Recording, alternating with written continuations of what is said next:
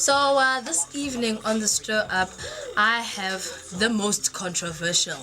Okay, I've got the AKA as well as the LES coming into studio to talk about their two new albums, Levels as well as Mandela Money, just dropped recently. So that's going to be quite exciting to hear from the guys. I'm going to try and poke where I can. Have you heard Tulofelo yet? There's no beef, there's no like... Are you going to buy it? Are you ever going to fix things with him? I really have no idea what he's talking about. Damn, everybody chill. These guys are so stuck in like...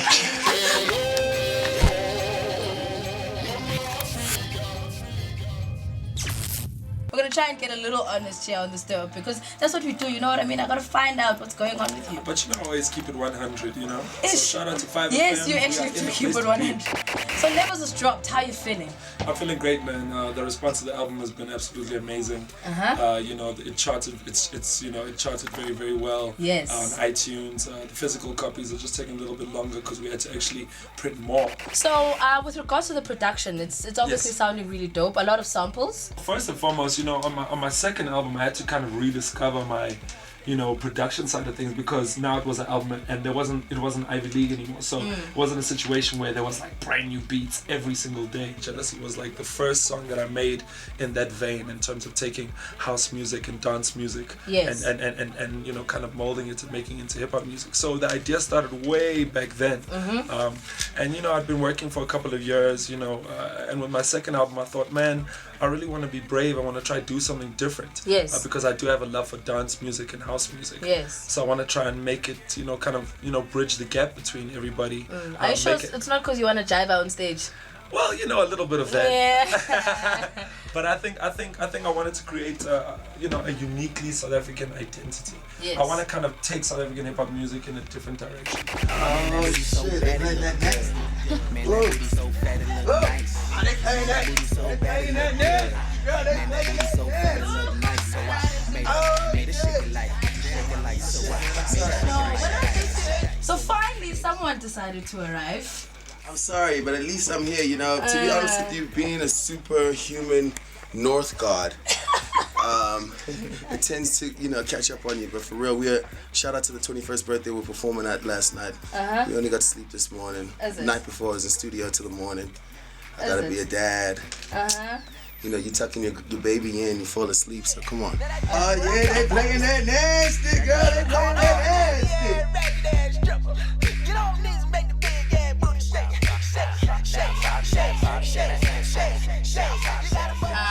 I've been sitting here waiting for the album to drop and finally it came now. Why the wait? It just had to be right for me, which is important. Through mixing, mastering, all types of things that, a lot of people don't know that us artists go through to make sure the music is 100% correct. We recorded it all at my house. As soon as my studio was built, we went and started recording. And that's what you spent $1 million on. It's, Right now, the Mandela Money embodies and symbolizes the project of just being good space, good energy, and a man with a master plan. With a plan. Explain to the listeners who is Sim Dope and why. A whole song, a whole 3 minutes of your life. Sim Dope is somebody I went to school with, from like standard 4 onwards. And he's like a school friend. And I see him around now, and he's a dude who's very fortunate to be born in the right family. Born into a dope situation. And man, I decided it was an interesting story. The album is also very much it's an example of like on the album how I try and localize and put references in that we might be able to understand a bit better than saying I think a Big Meech, Larry Hoover. It's dope that we can make a real song about a real person that I actually know.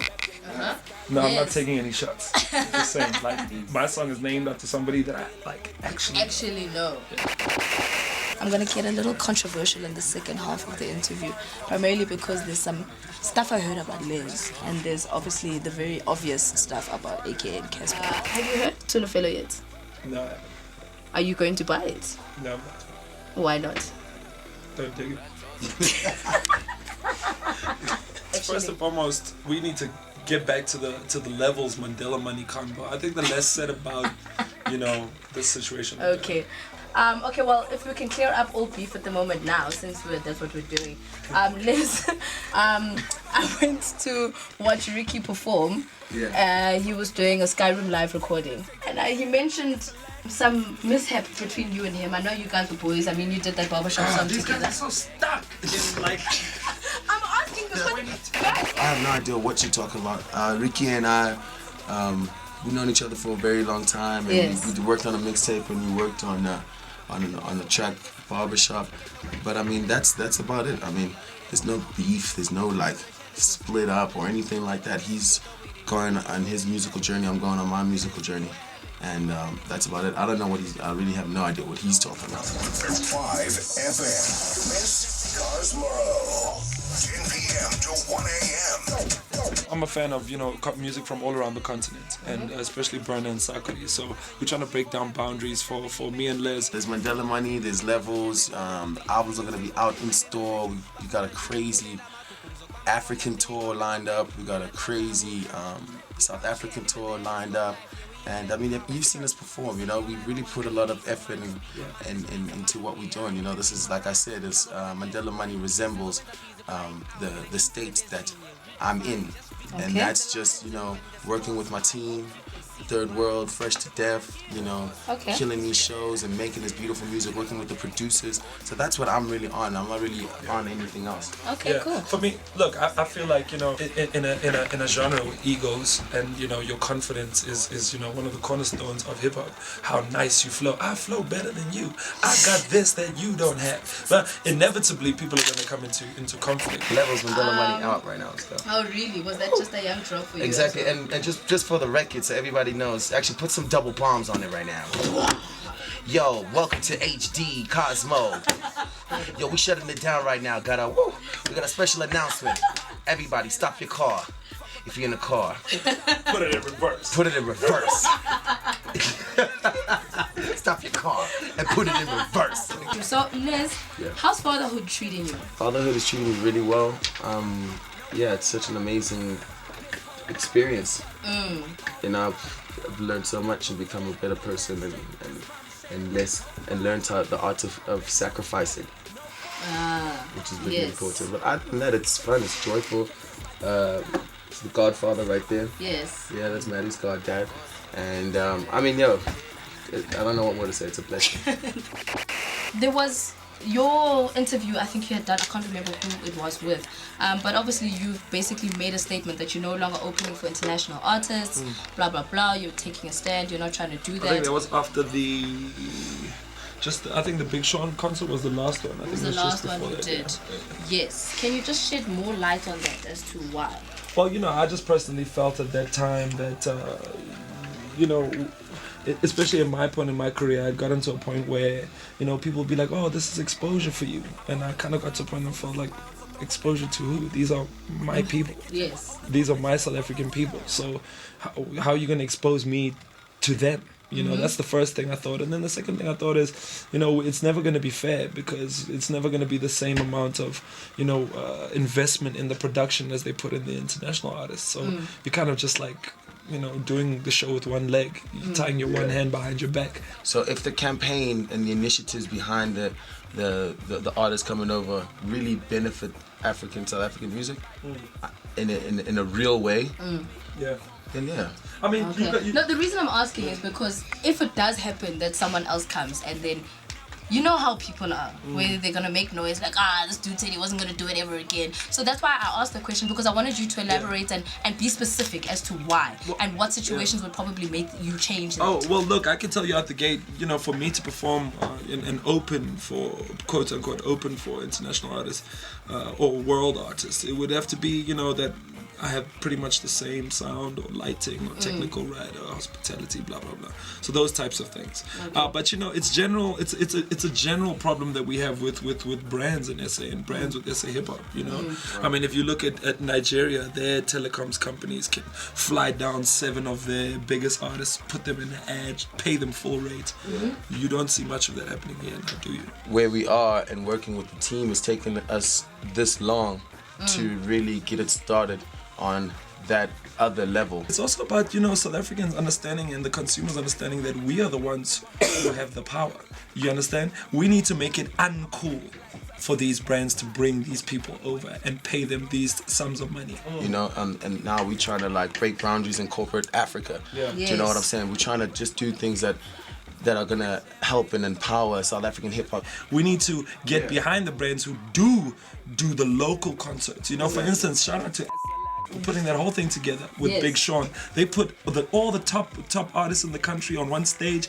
They shot a TV ad. They made a campaign. They did activations. Do you know what I'm saying? Yes. So if we can all get brands that participate like that, I think it'll be way better for South African and African music. It's for a bigger purpose. I said it on the stir up. Hit me up in 10 years time, and I guarantee you will still be on top. You know what I'm saying? And that's exactly. I told you that. We won't stop. Thank you for the support, and thank you to everybody who pays to come to the shows and buys the music and requests the music on radio stations and the videos, and we really can't say it any better than just to say thank you. Yeah, man. The show was great, man. Shout out to Cosmo. It was Uber.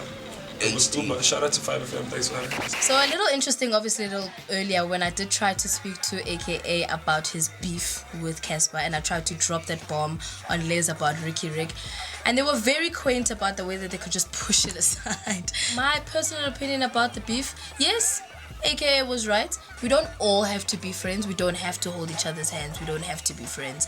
But I think some things are maybe just a little unnecessary about how far you take certain things.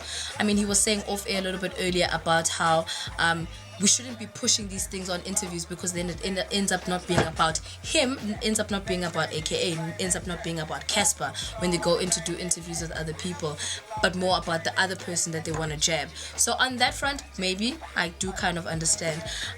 But I think sometimes it's just a your toy is bigger than mine type situation. Just let it go. And if you are going to have beef, get into the studio, make it happen, give us a song.